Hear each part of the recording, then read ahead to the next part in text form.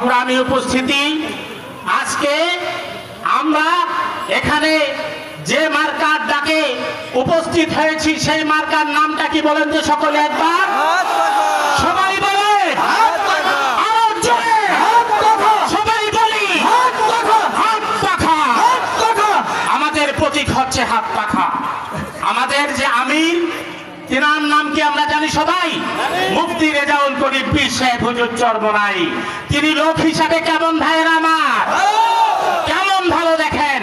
তিনি শুধু ভালো নয়, তিনি এমন ভালো, আজকে আপনারা জানেন বাংলাদেশের চরমোনাই দুইটা মাহফিল হয়।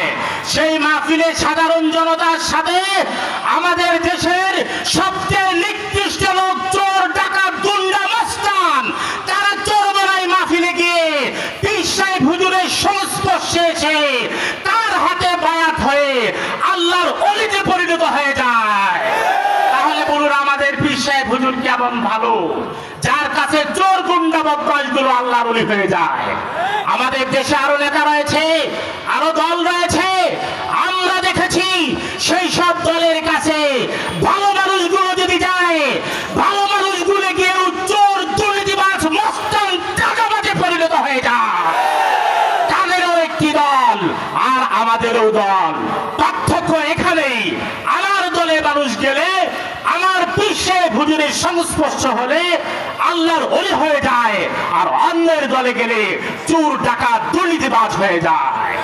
আমার দল আগামীতে যদি ক্ষমতায় আসে, যার কাছে চোর গুন্ডা বদমাশ ভালো হয়ে যায়, তার মাধ্যমে কি চুরি করা সম্ভব ভাইয়েরা আমার? তার মাধ্যমে কি দুর্নীতি করা সম্ভব? আজকে বাংলাদেশের যতগুলো সমস্যা রয়েছে তার প্রধান সমস্যা হচ্ছে দুর্নীতি। সেই দুর্নীতি যদি বন্ধ করা যায়, বাংলাদেশে আর কোন সমস্যাই থাকবে না। আপনারা জানেন বিগত সরকার 28 লক্ষ কোটি টাকা দুর্নীতি করেছে।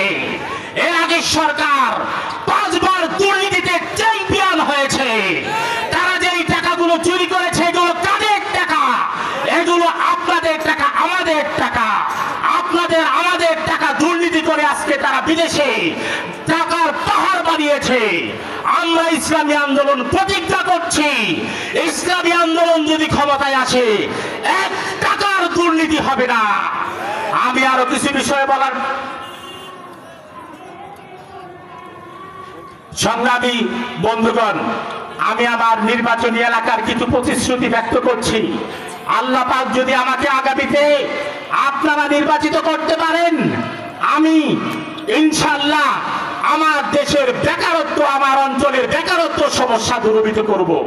এর অন্যতম একটি সিস্টেম হচ্ছে আমাদের এই অঞ্চলে আমরা শিল্প কারখানা প্রতিষ্ঠা করে বেকারত্ব দূরীভূত করে সকলের কর্মসংস্থান তৈরি করব ইনশাআল্লাহ।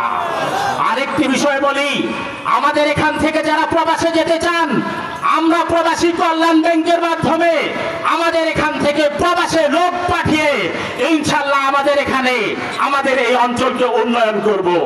আরেকটি বিষয় বলতে চাই, সেটা হচ্ছে স্বাস্থ্য খাত। স্বাস্থ্য খাতে আজকে দুর্নীতি। আজকে আপনারা জানেন আমাদের এই অঞ্চলের দরিদ্র লোকেরা আজকে আমাদের রংপুর মেডিকেল কলেজে যেতে পারে না। আমি ইনশাআল্লাহ যদি আগামীতে নির্বাচিত হতে পারি, আমি এই অঞ্চলে ফ্রি অ্যাম্বুলেন্স সার্ভিসের ব্যবস্থা করব ইনশাআল্লাহ। এবং আমাদের এই অঞ্চলের যে স্বাস্থ্য কমপ্লেক্স গুলো রয়েছে সেগুলোর সর্বোচ্চ চিকিৎসার মান নিশ্চিত করব ইনশাআল্লাহ। আরেকটি বিষয় বলি, সেটা হচ্ছে তিস্তা মহাপরিকল্পনা।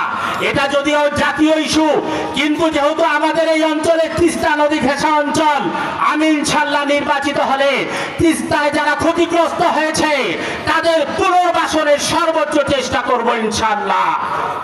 আরেকটি বিষয় বলতে চাই, আপনারা জানেন আমাদের এই অঞ্চল মাদক সমস্যার কারণে আজকে আমাদের যুব সমাজ ধ্বংসের দ্বার প্রান্তে চলে গিয়েছে। আসলে আমি যে বিষয়টি দেখেছি, মাদক যদি আমাদের অঞ্চলে প্রবেশ করে তখন সেটাকে নির্মূল করা কঠিন।